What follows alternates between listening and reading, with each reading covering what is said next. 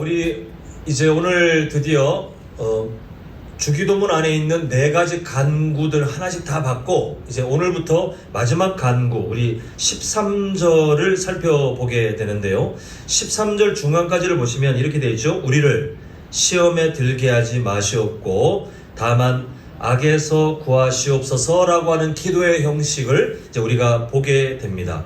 누가복음은 이 내용이 축소돼서 우리를 시험에 들게 하지 마시옵소서라고 되어 있지만 마태복음의 내용을 우리가 중심으로 그 안에 담겨있는 하나님의 마음을 좀 봐야 되겠는데요. 이때 우리가 먼저 이해해야 될 것은 시험이라고 번역된 헬라어 페이라스몬이라는 단어를 좀 봐야 되겠습니다. 이 단어는 이중적인 의미로 사용돼요. 다행히 우리나라 말 시험이라는 말도 우리가 신앙생활하면서 이미 상식적으로 다 보셨겠지만 이중적인 의미로 우리가 이미 이해하고 있습니다. 부정적인 의미로 사용될 때는 죄를 짓도록 하는 유혹이라는 의미로 이 말이 사용되기도 하고, 긍정적인 의미로 사용될 때에는 하나님께서 우리의 지금 신앙 상태를 점검하시고 좀 더 강건하게 자라갈 수 있도록 하시는 그 시험, 테스트라는 의미로 사용되기도 하는데요.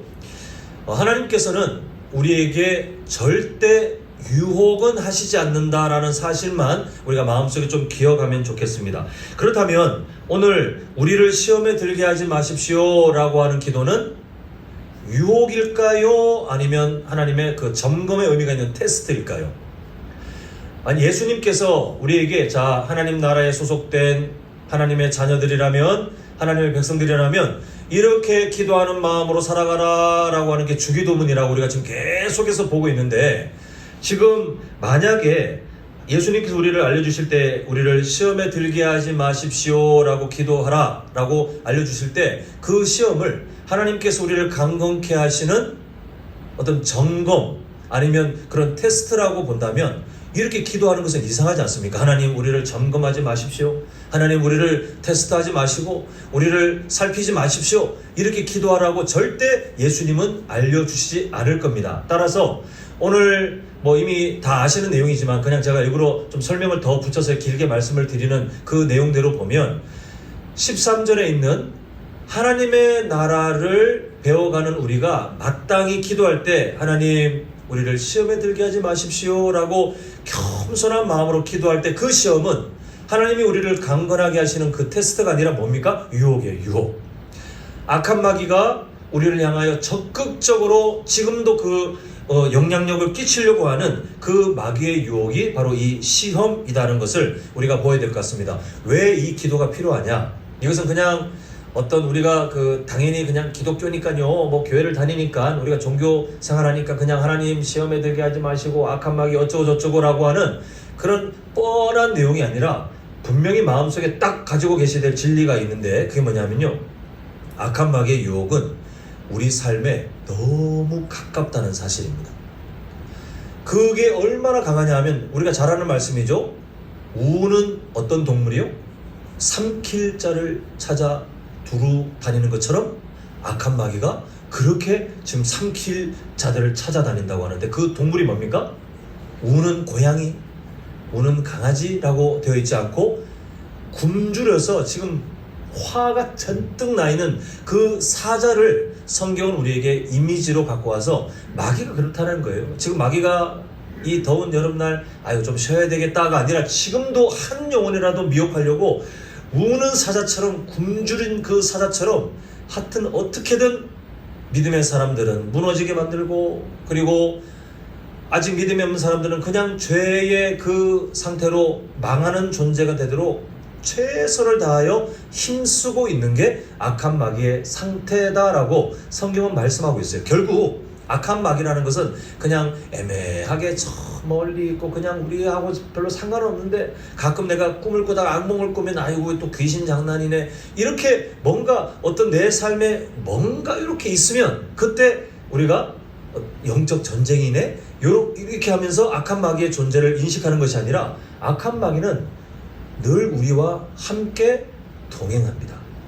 하나님께서도 동행하시지만 악한 마귀는 우리와 늘 함께 동행하며 우리가 넘어질 그 기회를 어떻게든 찾기 위해서 아까 말씀드린 동물처럼 우는 사자처럼 우리를 삼키려고 노리고 있는 것이 지금 악한 마귀의 상태라고 성경은 말씀하고 있어요.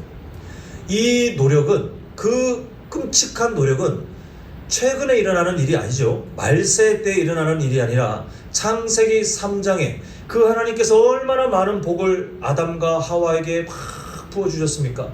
정말 현재 우리는 듣지 못했던 하나님의 그 직접적인 음성과 그 우리는 절대로 보지 못했던 그 에덴 동산의 풍성한 복들을 누리고 있는 그 사람들을 하나님과의 관계를 깨고 저주에 갇히게 하기 위해서 악한 마귀는 정말 간사한 태도로 유혹을 했는데, 그 태도는 지금도 우리에게 동일하게 그대로 영향력을 끼치려고 나타나고 있기 때문에 그 유혹을 인간의 힘으로는 막을 수 없지 않습니까? 그러므로 우리는 13절 기도가 필요하더라는 거예요. 하나님, 우리가 악한 마귀의 유혹에 빠지지 않게 도와주시옵소서. 악에서 구해 주시옵소서. 이 기도를 안 할 수 없는 것이 바로 어떤 존재냐? 하나님 나라의 백성이다 라고 예수 그리스도께서 주기도문을 통해서 우리에게 알려주고 계시다는 것입니다. 근데 이때 오늘 우리가 좀 주목해야 될 것은 10절 본문과 13절 본문이 내용상 연결되어 있다는 것입니다. 10절에 보면 나라가 임하시길 바랍니다, 이런 간구가 있어요.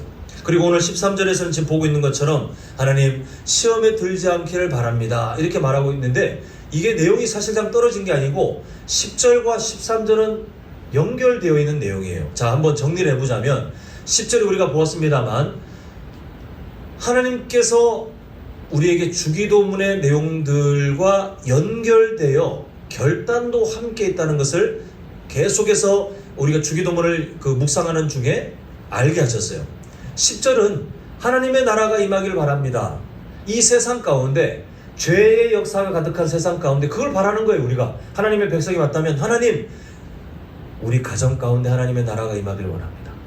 하나님, 저의 성품 가운데도 하나님의 나라가 임하기를 원합니다. 하나님, 제가 비록 어떤 곳에 취직하여 살고 있는 그런 직장 생활을 하고 있지만, 하나님, 제가 어떤 사업장을 운영하고 있지만 그곳이 하나님의 나라가 임하기를 원합니다. 하나님, 이 여수 땅에, 이 대한민국에 더 눈을 열어서 하나님이 이 열방 가운데 하나님의 나라가 곳곳에 임하기를 원합니다. 이렇게 우리는 간구하며 살아야 돼요. 그런 거시적인 시각을 가지고 살아가야 되는데, 그 기도에 동의하십니까? 어떠십니까, 성도님들? 뭐 그런 기도 굳이 해야 됩니까? 이 마음이세요? 아니면 당연히 그렇게 기도해야 되지요 라고 생각하십니까? 전자입니까, 후자입니까? 예? 예? 전자는 기도를 안 하는 거고 후자는 기도를 하는 거니까 후자가 맞다 하셔야 돼요. 자, 전자가 맞습니까, 후자가 맞습니까? 후자죠, 그죠? 후자가 맞아요. 근데 이런 간구는 결단이 연결되어 있다는 거 기억하고 계시죠? 주기도문은 그 결단이 뭐냐면, 그냥 우리가 팔짱 끼고 하나님 나라가 임했으면 좋겠네요, 저기 임하십시오, 여기도 임하십시오, 이렇게 팔짱 끼고 있는 기도가 아니고, 그렇게 기도하는 것은 동시에 어떤 우리의 결단이 있냐면, 하나님, 내 삶이 하나님의 통치 안에 있겠습니다. 이게 짝이 맞아 떨어진다는 거죠. 지금 오늘 13절에서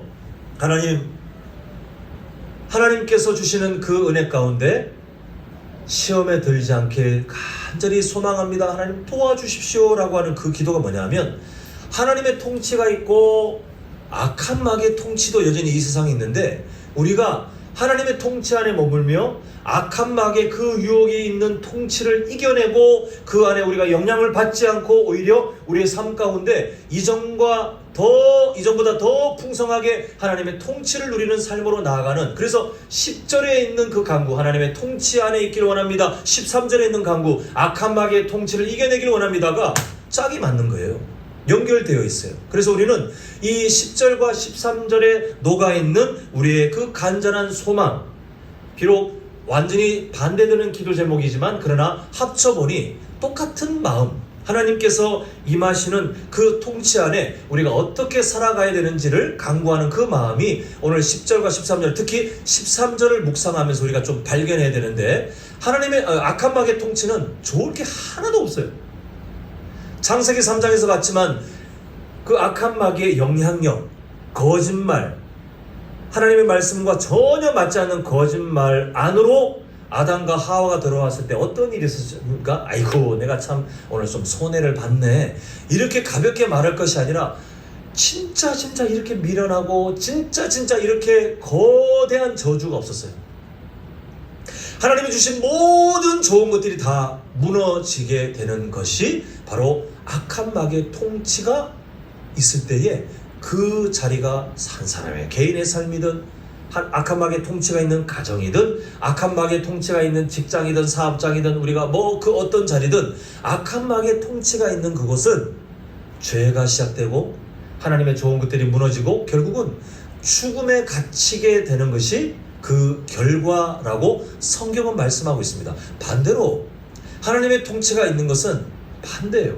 하나님께서는 항상 우리에게 선한 것들을 세우기를 원하시고, 그 통치 안에 죽음이 아니라 하나님의 생명과 연결되기를 바라시고, 하나님께서는 무엇보다 하나님과 깨어졌던 관계가 하나님의 통치 안에 들어와서 그 관계가 회복되어 친밀한 관계를 누리며 살아가기를 바라시는 것이 하나님의 통치를 우리에게 가르치시고 우리에게 누리기를 바라셔서, 또한 우리의 삶 가운데 그 열매들이 나타나 다른 사람, 다른 영혼조차도 하나님의 통치 안으로 들어오기를 바라시는 것이 바로 하나님의 그 마음이시다라는 거예요.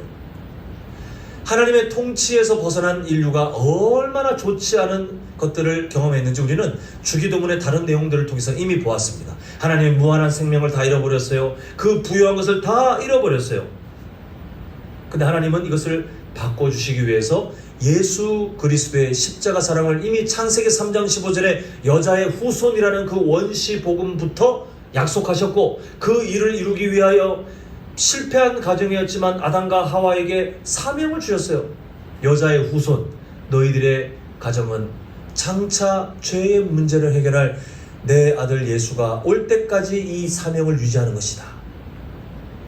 그 이후에 되어지는 모든 인류의 역사들의 순간순간을 보니 마치 죄의 역사가 득세하는 것 같고 하나님의 계획은 다 실패하는 것 같지만, 하나님은 아니다라고 말씀하시며 한 나라를 세우시고 그 나라 가운데 다윗 왕조를 두시고, 그 다윗 왕조가 계속해서 나중에 유지되어 예수 그리스도가 이 땅에 오실 때까지 예비되도록 하나님은 이 세상 가운데 하나님의 약속을 지켜가셨던 것을 보게 돼요.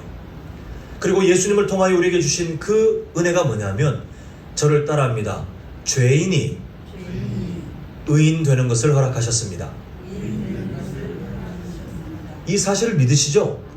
그래서 의인 된다는 것은 그냥 듣기에 괜찮은걸? 이게 아니라 죄의 문제가 해결된다는 뜻이에요. 그래서 이 의인과 그 죄 용서 받는다는 것은 같은 의미인데 표현만 달라요. 부정적인 단어를 사용하면 죄가 부정적인 말이잖아요. 죄를 용서받았다. 긍정적인 말을 사용하면 의인이 되었다. 근데 이게 다른 게 아닙니다. 이걸 분리해서 생각하면 맨날 나는 죄 용서받았는데 아직 나는 의인이 아니야, 이런 이상한 구원관을 갖게 되는 거예요. 죄 용서를 받았다와 의인이 되었다는 같다고 했습니까? 다르다고 했습니까? 같은 말이에요. 그냥 다른 표현을 달리할 뿐 이게 같아요. 그래서 하나님께서는 이걸 주시고 싶으셨어요. 우리에게 의인이 되는 것, 하나님의 통치 안으로 들어와서 그 안에 살며 의인으로 살아가게 되는 자격. 물론 이것은 이중적인 의미가 있죠. 장차 완성되지만 이미 법적으로는 이걸 이미 시작하게 하셨어요. 법적으로는 도장을 쾅쾅쾅 찍으셔서 내가 내 아들 예수의 그 보혈을 통해서 내가 선언한다. 권혁규는 의인. 마귀가 아무리 상소하며 저 권혁규 저거 오늘 수요 예배 앞두고 저거 지나오면서 마음 보십시오. 저 무슨 하나님의 마음을 따라갔습니까? 이런 죄도 졌고 이런 죄도 졌고 이런 죄도 졌고 수많은 것을 기소한다 할지라도 하나님의 답은 너무 일방적이지 않습니까? 예수 그리스도의 그 보혈의 도장을 딱 보여주시면서 네가 아무리 그래봐야 내 아들 혁규는 의인. 내가 이것을 선언한다. 이게 우리에겐 자유예요. 다만 이중적인 의미, 아직 법적인 자격을 얻었지만 우리의 상태는 아직 죄인의 모습을 벗지 못해 있기 때문에 이걸 끊임없이 하나님의 은혜를 누리며 싸워 나가서 성장하게 되는 것이 성화의 과정이라는 그 신학적 용어를 이미 다 아실 줄 믿습니다. 결국 하나님께서는 우리에게 의인의 삶을 배워 무한한 하나님의 통치를 누리며 그 부유함을 누리게 하시는데, 예수님께서는 이걸 알려주시려고 많은 비유를 했지만 특히 하나님의 잔치는 늘 좋잖아요, 그죠? 오늘날 잔치는 좀 많이 축소되고 이제는 더 예전보다 더 많이 사라지기도 하지만, 그래도 우리나라 옛날에 잔치에 보면 정말 이웃들을 초청해서 많이 그 풍성함을 누리게 하는 그 잔치, 마찬가지예요. 하나님께서 히브리 문화에서 잔치를 예수님께서 비유로 사용하셨던 이유가 뭐냐 하면, 하나님의 통치 안으로 들어오는 것이 뭐냐 하면 그 잔치를 누리는 거예요. 풍요로움을 누리는 거예요. 또 하나의 비유가 뭐냐면 상속, 아버지가 있고 자녀가 상속받는 탕자의 비유를 기억하시면 되겠는데요, 그 아버지의 부요함을 아들이 그대로 물려받는 그 상속의 풍요로움, 그게 바로 하나님의 통치 안으로 들어와 한 사람이 죄인에서 의인이 되어서 그 은혜를 누리고 살아가는 것이 그냥 교회를 다니는군요, 나중에 세상 떠나면 천국 가신다고요, 이게 아니라 현세를 살고 있는 이미 우리가 그 하나님의 풍요로움을 배워가고 누려가고 알아가고 그리고 다른 사람들에게 자랑하며 살 수 있는 그 삶이 바로 예수님 믿고 의인이 되어서 하나님의 통치 안에 거하며 살아가는 하나님 나라로 살아가는 것이 바로 예수님께서 우리에게 끊임없이 사복음서를 통해서 알려주시고 있는 그 하나님 나라의 모습의 한 모습이에요.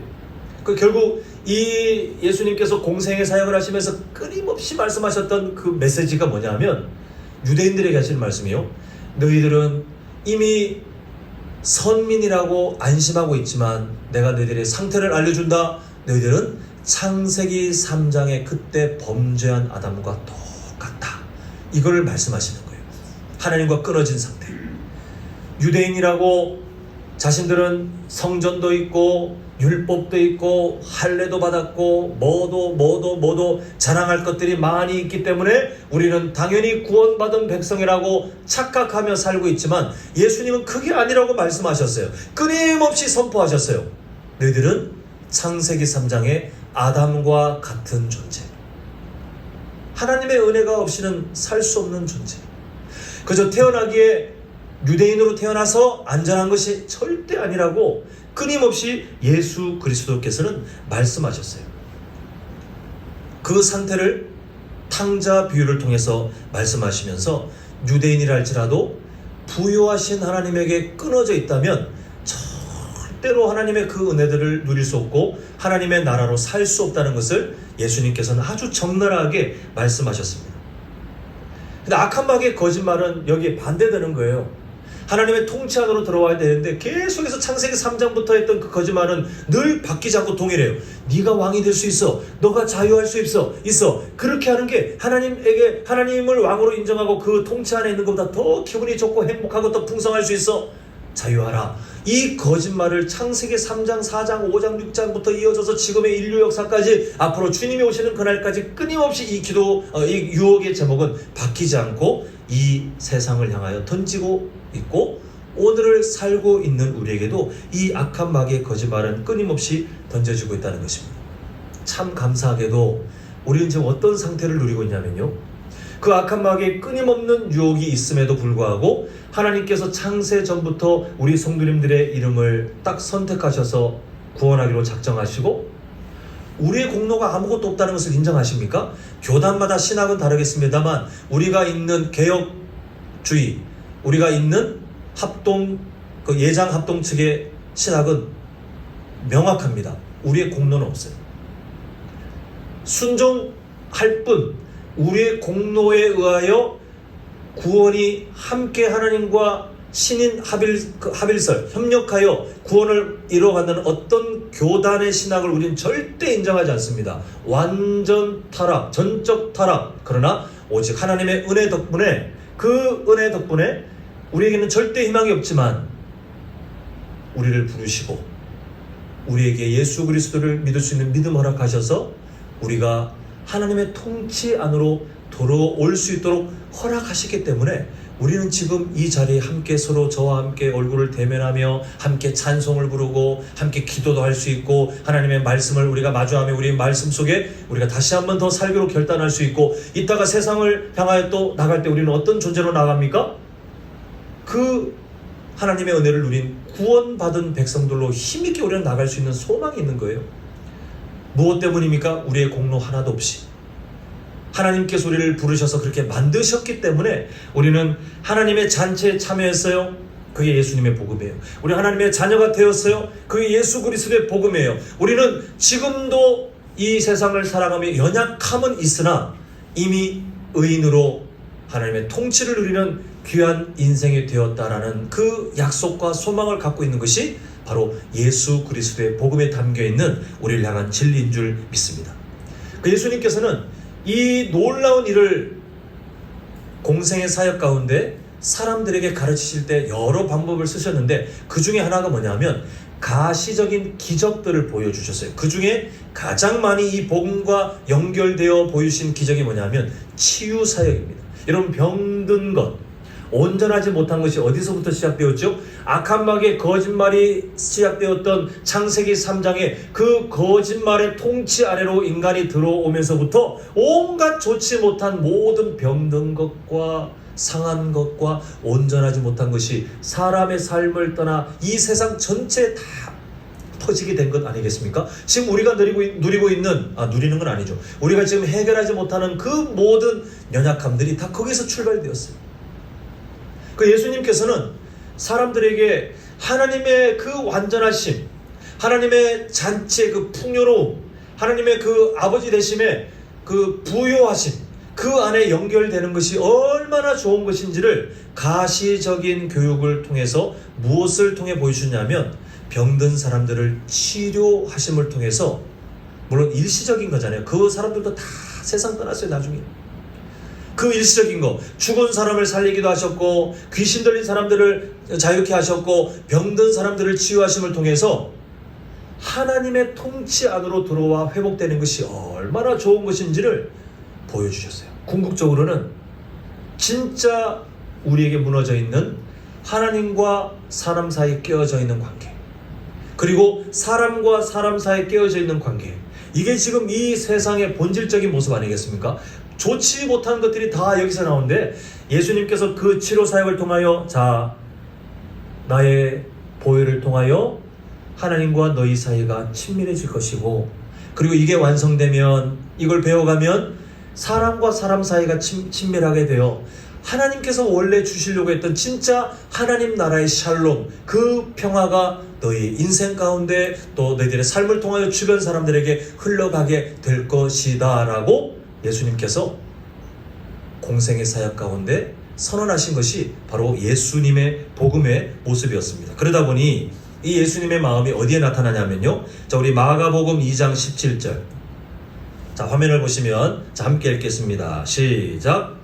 예수께서 그리시고 그들에게 이르시되 건강한 자에게는 의사가 사세었고 병든 자에게는 쓸데없느니라.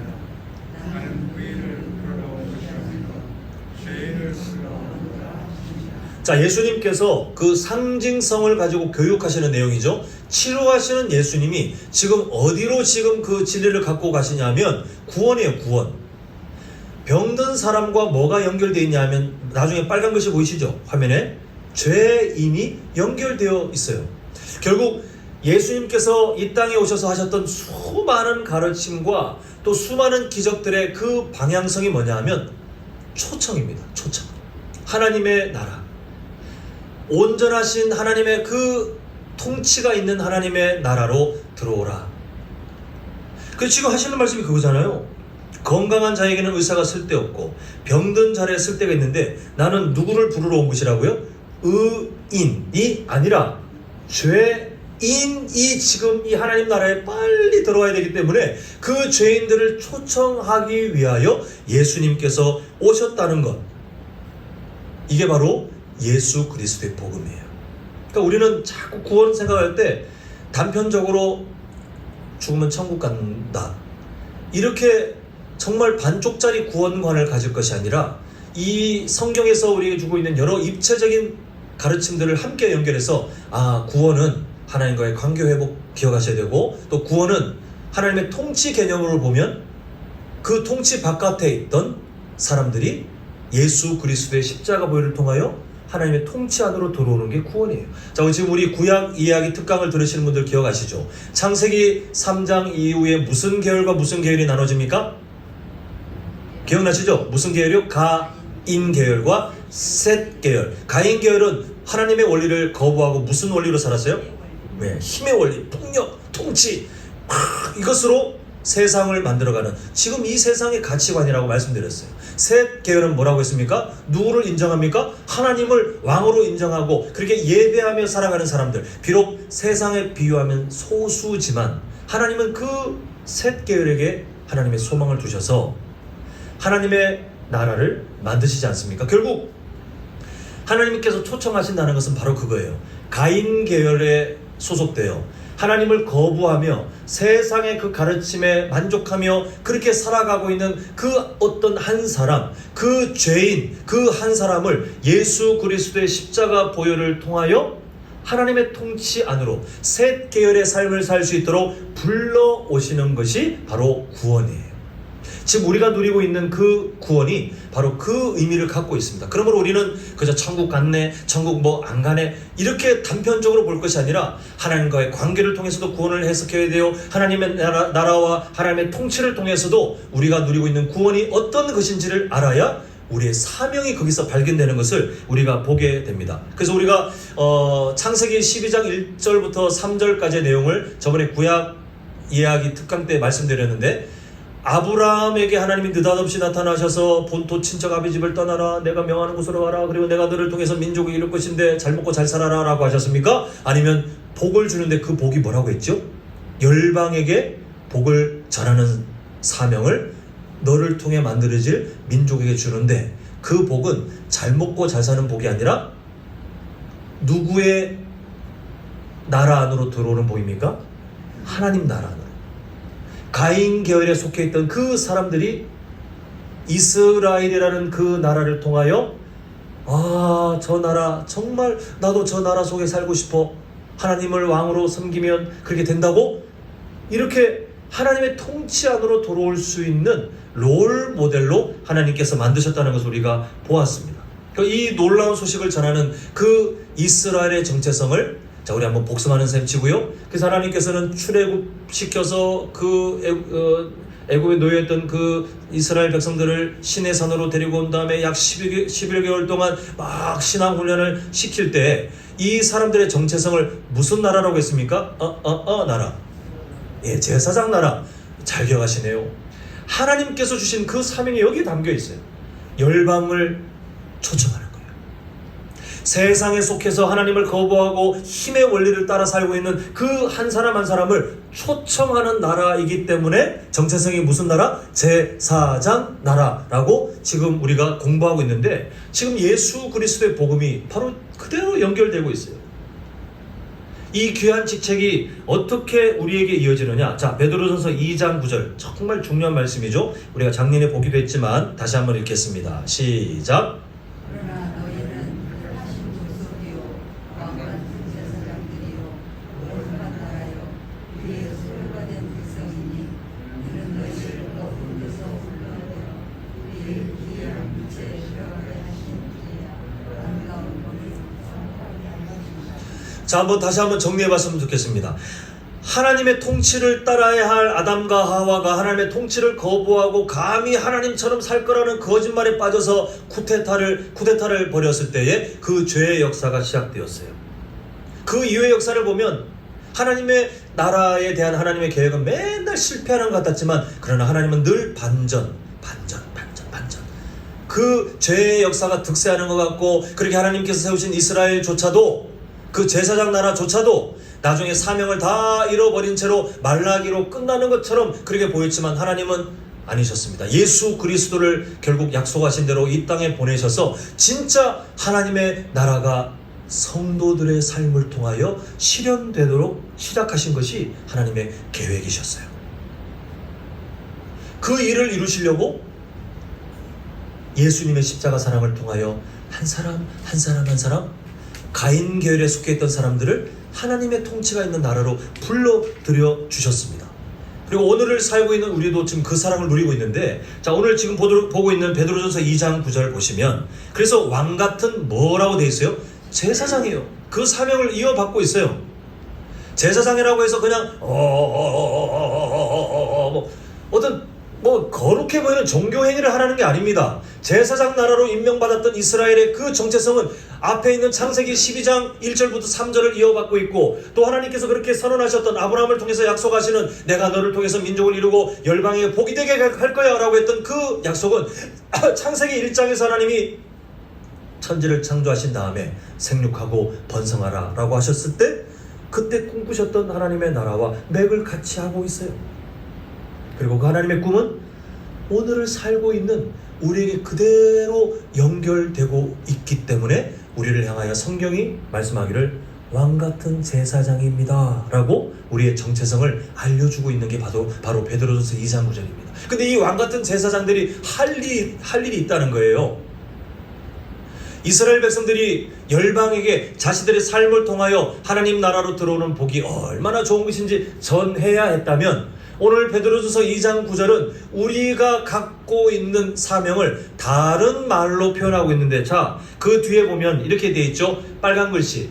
그의 기이한 빛에 들어가게 하신 그 누군가가 있다네요. 자, 예수 그리스도의 복음은 초청이라고 했습니다.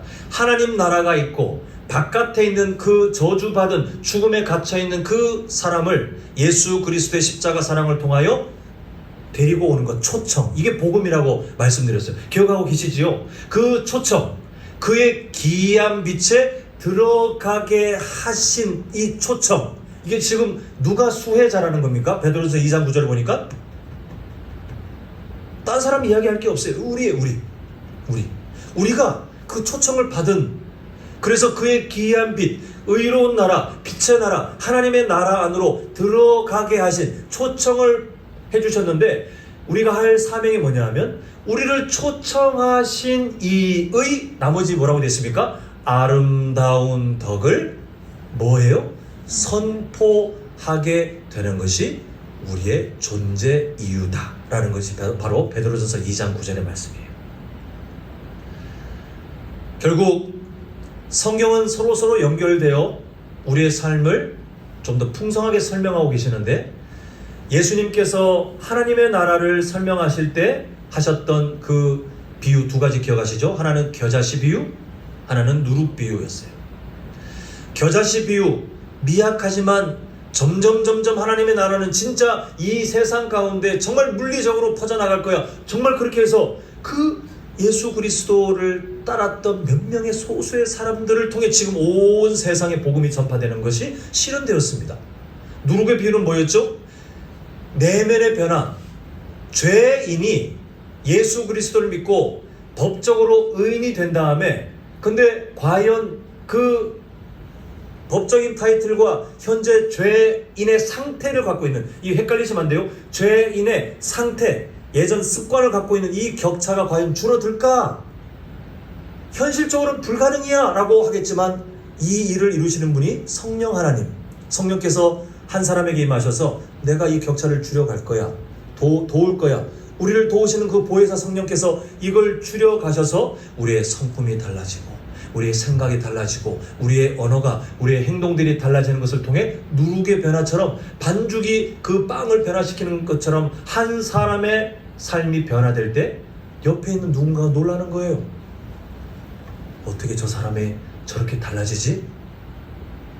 그때 복음의 향기가 전달되는 거예요. 그때 겨자씨 비유가 또 더 확장되는 역사가 나타난다는 것입니다. 그 놀라운 삶에 지금 우리가 쓰임받고 있는데, 이 일은, 이제 정리하자면 이 일은 하나님의 통치라는 것을 생각하시면, 그 하나님의 통치 안으로 우리가 초청되어졌기 때문에 이제는 우리의 삶을 통해 다른 그 어떤 한 영혼을 향하여 우리가 할 수 있는 한 섬기고 전하고 섬기고 전하고, 이 삶을 통해서 또한 우리의 삶의 달라진 모습을 통해서 그 다른 한 사람이, 가인 계열에 속해 있던 한 사람이 하나님의 통치 안으로 초청되어 오는 것, 이게 우리가 살아가고 있는 사명의 핵심적인 모습이다라는 것을 성경은 우리에게 말씀해주고 있습니다. 그래서 우리는 왕같은 제사장이라는 것이에요. 자, 이때 우리가 반드시 잊지 말아야 될 우리의 현 상태가 있는데, 그게 뭐냐면 하나님의 나라는 이중적인 모습을 갖고 있어서 하나님의 나라의 통치가 예수 그리스도의 그 십자가의 사랑을 통하여 본격적으로 시작되었지만, 완성은 언제 될까요? 완성은 예수 그리스도의 재림 때 완성된다는 것이 하나님의 약속입니다. 결국 우리는 이중적인 모습을 갖고 있어요. 하나님 나라의 통치 안에 있지만 그 통치 안에 완벽하게 순종을 못하고 있다는 것이 오늘 하루의 우리 삶의 모습이 증거예요. 하나님의 나라의 통치가 있지만 우리는 아직 완전하게 그 통치 안에 순종을 못하고 있어요. 근데 우리는 배워가고 있습니다. 근데 언제 완전하게 통치가 됩니까? 예수 그리스도의 재림 이후에 저 아름다운 하나님의 나라 갔을 때 우리는 더 이상 하나님 말씀에 그 어떤 티끌만한 불순종도 하지 않고 완전한 순종을 통하여 하나님께 삶의 예배를 드리는 그 아름다운 삶이, 그 나라가 완성될 것이라고 하는 그 현재의 연약함과 미래에 완성되는 삶이 이중적으로 겹쳐 있어요. 그게 하나님 나라예요. 그러다 보니 우리에게 어떤 기도가 필요하냐? 13절이에요. 13절. 그래서 13절의 기도가 필요하다는 거예요. 이 세상을 살고 있는데 여전히 악한 마귀의 통치가 유효한 이 세상 속에 우리가 살고 있는데, 그 속에 우리가 어떤 사람을 살고 있습니까? 눈치를 보면서 기가 죽어 있고 늘 이렇게 패배자가 아니라 우리는 당당한 하나님의 나라로, 하나님의 나라의 백성으로, 하나님의 자녀로 그렇게 살아가고 있어요. 실패해도 괜찮아요. 실수해도 괜찮아요. 하나님께서 그럼에도 우리를 포기하지 않고 우리를 바꿔가시고 우리를 하나님 그 예수 그리스도의 아름다운 성품을 향해 자라가게 하시겠다는 그 하나님의 선언이 있기 때문에 우리는 당당하게 살 수 있어요. 그런데 이때 우리가 해야 될 기도는 있더라는 것입니다. 자, 그 겸손한 마음을 우리가 또 다음 주에 또 배우겠지만, 그 겸손한 마음을 가지고 우리가 살아가느냐, 아니면 전혀 이런 구조를 이해하지 못하고 그냥 내 힘대로 내 마음대로 살아가느냐, 이게 큰 차이가 있지 않겠습니까? 오늘 우리는 13절 안에 담겨있는 하나님의 나라를 우리가 배우고 그 통치 안에 살아가고 있으나 아직 완성되지 못한 그 하나님의 나라를 배워가고 있는 중에 여전히 악한 마귀는 우리를 넘어뜨리기 위하여 끊임없이 우는 사자와 같이 삼킬 그 기회를 노리기 위해서 유혹할 때 내가 이겨보지요? 이게 아니라 우리는 13절의 마음으로 살아가야 된다는 것입니다. 우리가 이 결단, 이 겸손한 마음으로 우리의 삶을 그 맡기는 심정으로 우리 13절 차근차근 읽고 오늘 말씀을 맺도록 하겠습니다. 자, 우리 13절 함께 기도하는 마음으로 읽겠습니다. 시작. 우리를 시험에 들게 하지 마시옵고 다만 악에서 구하시옵소서. 나라와 권세와 영광이 아버지께 영원히 있사옵나이다. 아멘.